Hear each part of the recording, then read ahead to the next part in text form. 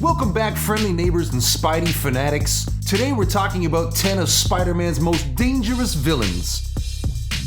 Spider-Man is one of the most intriguing rogues galleries in all of Marvel Comics, and even, arguably, all of fiction. There have been a lot of villains in the Marvel Universe who Spider-Man has crossed paths with. Some have succeeded in killing him, while most have failed. But for today, we're sticking to the 10 primary Spider-Man villains that are classified as the most dangerous. First off, we have Adrian Toomes, aka the Vulture. The Vulture is Spider-Man's official second villain ever. Former electronics engineer and former employee of Oscorp, Adrian Toomes might seem like just a brittle old man in a bird costume, but trust me, he's a very strong opponent and a savage killer. The Vulture's flight suit grants him the power to fly, along with enhanced strength, agility, durability, and speed. But his key power is his mind. Adrian is a crafty engineer with a twisted imagination, which leads to a lethal combination for Spider-Man to deal with. During his time as the Vulture, Adrian contracted cancer from years of using dangerous materials to power his flight suit. Needless to say, this made the Vulture even more of a dangerous threat. I'll kill you and everybody you love. Next up, we have Max Dillon, aka Electro. Former electrical engineer and graduate of Empire State University, his power is only limited to the power he can store within himself. In some cases, he can steal energy from a telephone pole, and in others, he can take all the power from a power grid. Electro can generate massive quantities of electricity, theoretically up to 1,000,000 volts. He can employ this electrostatic energy as lightning arcs from his fingertips, and his maximum charge is more than enough to kill a normal human. He also has the capability to fly and travel via any electrical current near him, like a plug or a telephone wire. His ultimate goal was to consume all of New York's power supply and become a god. Then over the years, it narrowed down to become pure energy. With all the powers he has at his fingertips, he is one of Spider-Man's most challenging foes.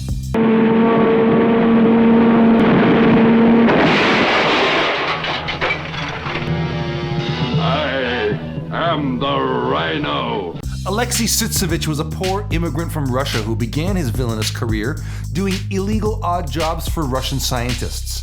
He volunteered for an experiment that fused his body with an indestructible artificial skin, greatly enhancing his strength, speed, and stamina.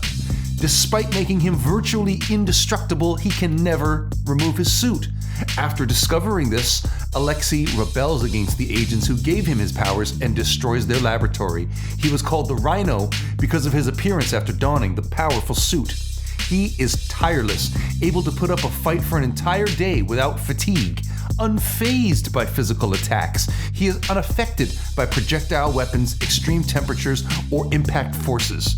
His strength increased to the point where he could do battle with the Hulk. Imagine that! Spider-Man would have to use his quick wits and agility to combat the incredible physical threat of the Rhino. Even though his poor balance is a weakness, he's more than enough of a match for the webhead. Former nuclear physicist, inventor, and lecturer, Otto Octavius became the youngest person to serve on the National Board of Nuclear Science. He designed a set of highly advanced mechanical arms to assist him with his research into atomic physics. The tentacled arms were resistant to radiation and were capable of great strength and highly precise movement. During an accidental radiation leak that ended in an explosion, the apparatus became fused to Octavius's body. It was later revealed that the radiation, or possibly his own latent mutation, had mutated his brain so that he could control the movement of the arms using his thoughts alone. Even removed from his body, Octavius retains the power to control the tentacles telepathically from a great distance. The accident also seemingly damaged his brain, although it was later suggested that what was interpreted as brain damage was in fact his mind rewiring itself to accommodate 4 extra limbs, and the scientist turned to a life of crime. Stay out of our way. Flint Marko is a supervillain who can control and manipulate sand. Flint first escaped prison, he fled to a nuclear testing site on a beach near Savannah, Georgia, where he came into contact with a experimental reactor. His body bonded with the radioactive sand, changing Marko's molecular structure forever. Marko discovers that he has been given special abilities from the accident. He can will his body to become hardened, compacted, reshaped, or dispersed into sand. He also found that he could manipulate earth, sand, and rock particles. In combat, this ability enables him to absorb most blows with little to no ill effect other than reforming himself, a relatively fast action. Spider-Man frequently intervenes in Sandman's schemes and robberies, so like many of these criminals, he has developed a grudge against the wall crawler. Now, if I was a mercenary dressed like a scorpion, where would I be? Behind you!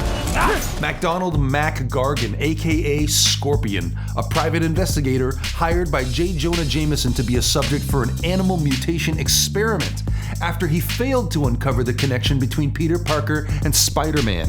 The experiment was to endow Gargan with the abilities of Scorpion to combat Spider-Man. In an ironic twist, the experiment caused Gargan to go insane, creating the very type of menace Jameson wanted to eradicate. Angered and vengeful, Gargan vows to eliminate Jameson for good. He has superhuman strength and agility, wears impenetrable armor, and is armed with a powerful robotic tail that fires weapons. A scorpion is a natural predator of a spider, so too, this enemy is a predator of Spider-Man. Scorpion! Impressive!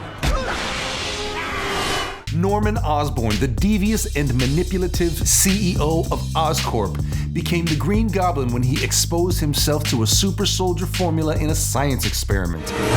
The formula drove him to insanity, causing his mind to create the persona of the Green Goblin. It also increased his strength, speed, endurance, and intelligence. He's dressed in a sinister goblin costume that strikes fear in his victims. Armed with a lethal arsenal that includes pumpkin bombs, knockout gas, electric gloves, razor bats, and of course, his iconic goblin glider. When he is not hell-bent on exacting revenge and acquiring power, he makes a hobby of attacking Spider-Man, psychologically as well as emotionally. His cruelest stroke led to the death of Spider-Man's first love, Gwen Stacy. He's ruthless, cunning, maniacal, and armed to the teeth. It has his sights set on Spider-Man's destruction. Venom is an oily-looking symbiote that attaches itself to a creature to survive, giving the host enhanced and unnatural powers. After being denied by Peter Parker, it takes hold of Eddie Brock, creating Spider-Man's most lethal foe. The symbiote has a number of incredible abilities. It can heal the injuries of the host, it can shapeshift to blend into the environment, and can grant the current host certain abilities that the previous hosts had, which means Brock is endowed with all of Spider-Man's powers and memories. To make things even worse, Venom can't be detected by Spider-Man's spider sense, making Spider-Man vulnerable to Venom's brutal attacks. Venom's hulking mass and grotesque appearance are effective at intimidating his opponents. His speed and agility make him elusive and hard to capture. Super strong, super fast, terribly aggressive, Venom tears apart anyone in his way. Although he is weakened by fire and high-frequency sounds, he is a vicious threat.